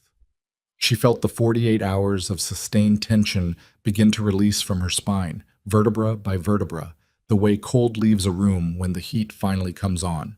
Not all at once, but undeniably, the direction of change clearly established. She stood. Lucien was watching her from the table. Voss was on her phone again in the hallway. Reyes had his eyes closed against the wall, not sleeping, just existing in the specific relief of a man who had been carrying something dangerous for 8 months and had finally put it down. She walked to the table and stood across from Lucien and looked at him. The gauze above his eye, the careful way he was holding his left side, the exhaustion that was finally showing through the controlled surface now that the immediate pressure had released. She thought about 26-year-old Elena Cross sitting in a borrowed apartment with a pregnancy test, and a message she'd believed because she'd had no reason not to. She thought about every morning for 6 years she'd rewritten the chalkboard menu with Rosie watching. She thought about the drawer with the photograph, which was still in the cafe, which she would go back to. "You owe me 7 years, she said. He held her gaze. "I know. I'm not telling you that to punish you. I'm telling you because it's true, and we both need to understand what we're standing on before we decide what comes next." "I understand it. You understand the fact of it." She kept her voice even. "Understanding what it cost is different." "I know that too." He said it quietly, with the specific weight of a man who is not going to argue with the truth. "I'm not asking you to forgive the 7 years. I'm not asking you for anything right now. He stopped. He looked at Rosie, drawing her impossible house, and then back at Elena. "I just need you to know that everything I have is going toward making sure she never has to be afraid of anything, whatever that requires, whatever it costs. That's not negotiable, and it's not conditional. Elena looked at him for a long moment. Then she said, she likes strawberry jam on her toast, not grape. She'll tell you grape is fine, but it isn't. She just doesn't want to seem difficult. Something moved through his face. Okay. And she doesn't like loud music in the morning. She needs about 20 minutes before she can handle noise. Okay. And her teacher is named Miss Ferris, and she thinks she's funny, which means you have to pretend Miss Ferris is funny, even if she isn't, because Rosie will be watching to see if you agree. He was very still. Okay, he said for the third time, in a voice that was lower than before. Elena held his gaze for one more moment, and then she went back to her daughter, and outside the Oregon dawn had fully arrived. Pale and clear after all the rain, the fir trees lit along their edges with the first real light of the day. Voss came back into the kitchen at 9:40 and said she needed another 2 hours from Lucien at minimum, that there were documents to sign and a formal statement to record, and the process of dismantling something took longer than building it always did. Lucien looked at Elena. Elena looked at Voss. He'll be there, she said, as though it were her answer to give, and then caught herself, and looked at Lucien, and he nodded once with something at the corner of his mouth that wasn't quite a smile. Rosie finished her drawing and held it up. The house had 12 windows, a door exactly in the center, 3 figures standing in front of it, 2 tall, 1 small, and above it, in the careful block letters of a child who had recently learned to write, 3 words. Our house. Later. Elena took the drawing and held it, and did not trust herself to speak for a moment. Lucien leaned forward slightly and looked at it from across the table, and this time he didn't control his expression fast enough.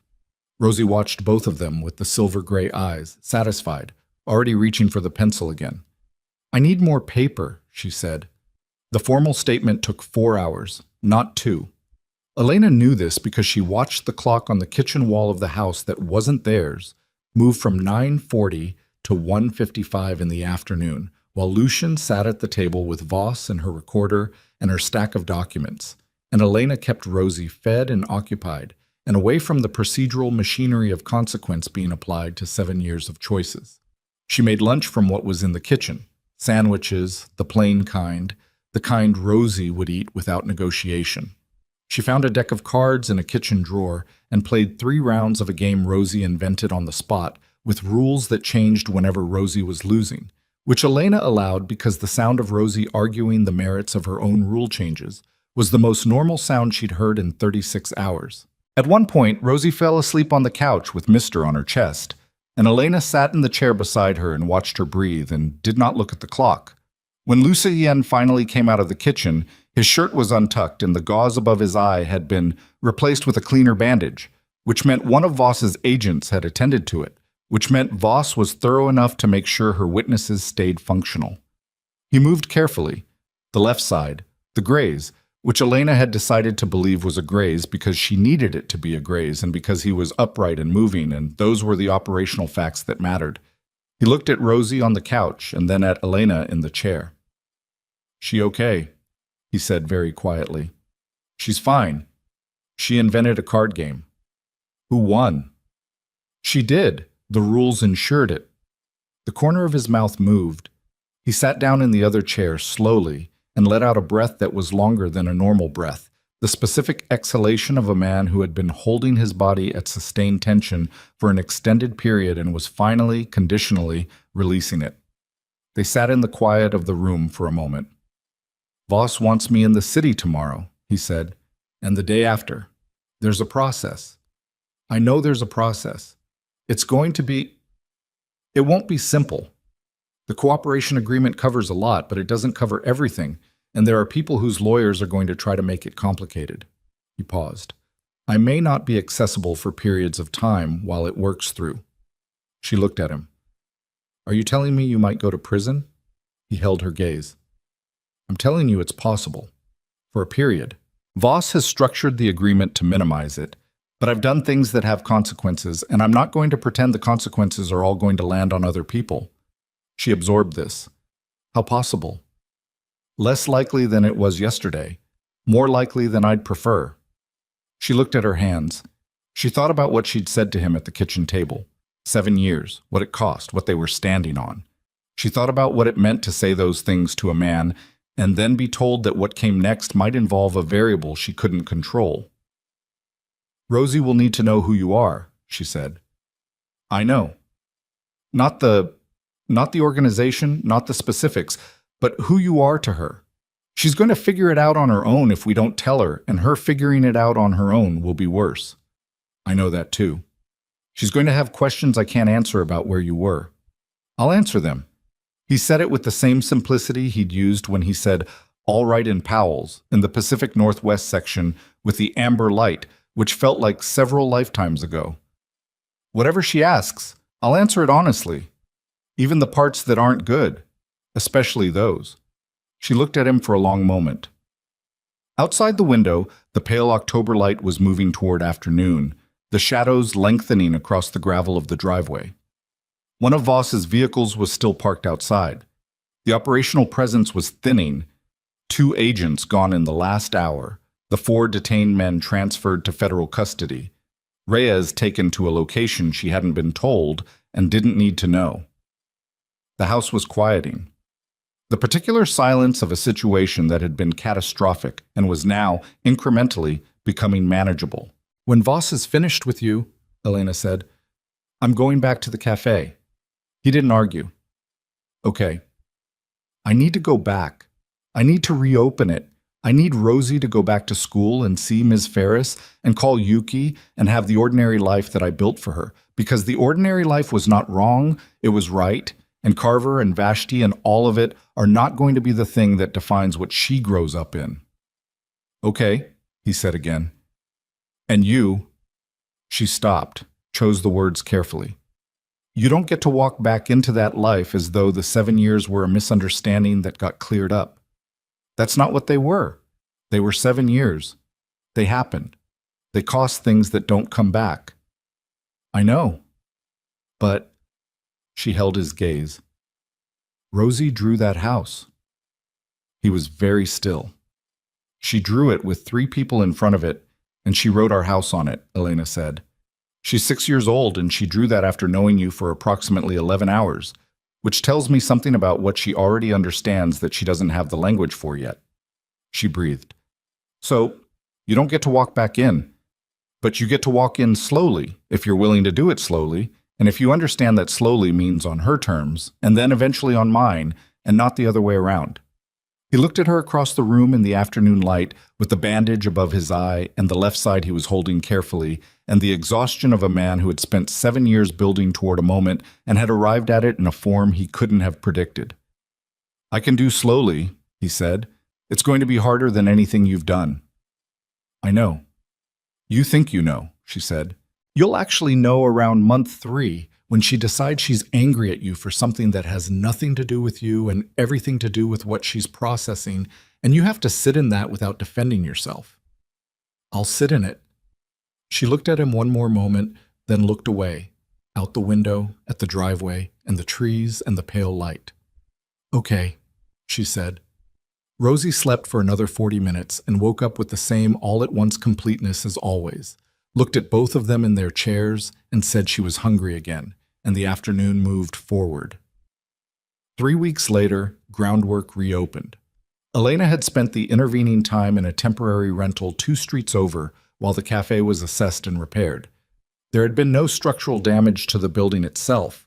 The threat had never materialized inside it, but she'd had the locks changed and the security system replaced, and she'd had the back entrance reconfigured because she had a daughter. And she was a practical woman, and practical women updated their security systems when the world had demonstrated the current ones were insufficient.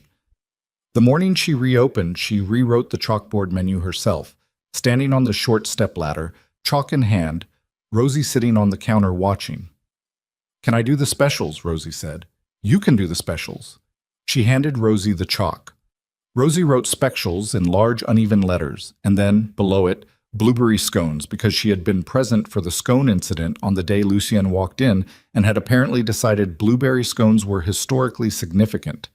Elena looked at it for a moment. She left it exactly as written. Marcus came in at 7:14 and took his corner table, and Elena set his coffee down without being asked, and he looked at her with the 62-year-old perceptiveness of a man who had seen things he didn't talk about, and said, "Plants are fine," and unfolded his newspaper, and that was that. The Tuesday woman came back.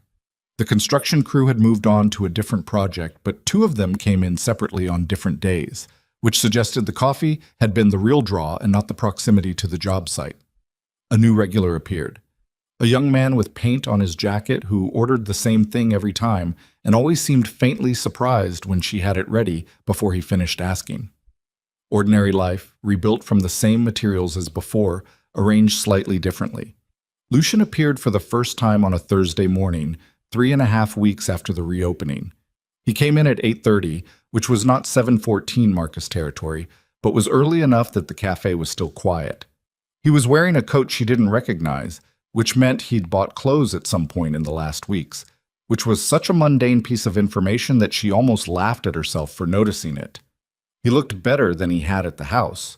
The bandage was gone, a faint scar beginning its long process of fading above his left eyebrow, the left side no longer held with that careful self-awareness. He took a table near the window. Not the door table he'd taken the first time. The window. She brought him coffee without asking. He looked up at her when she set it down, and she looked back at him, and neither of them said anything for a moment because some things had been said, and some things didn't need to be said yet.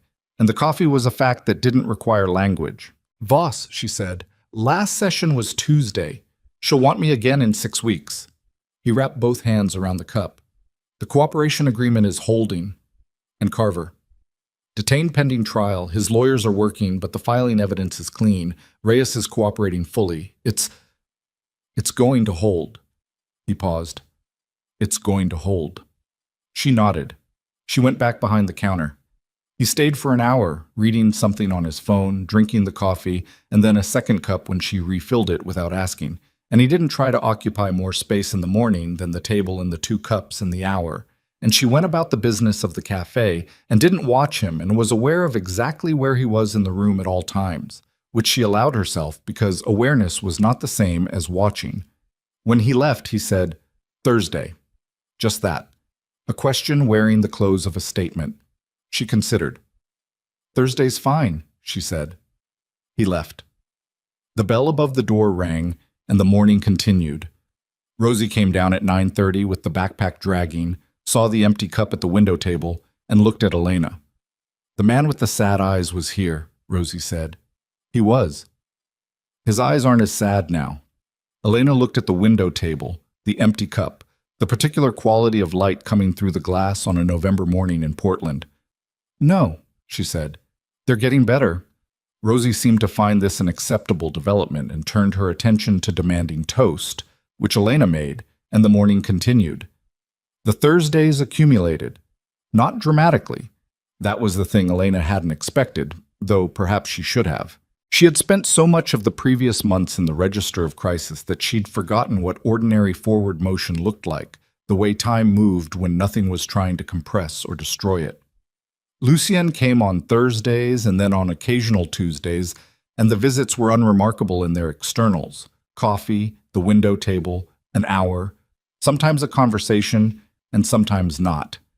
He learned that Marcus was not to be disturbed before the second cup.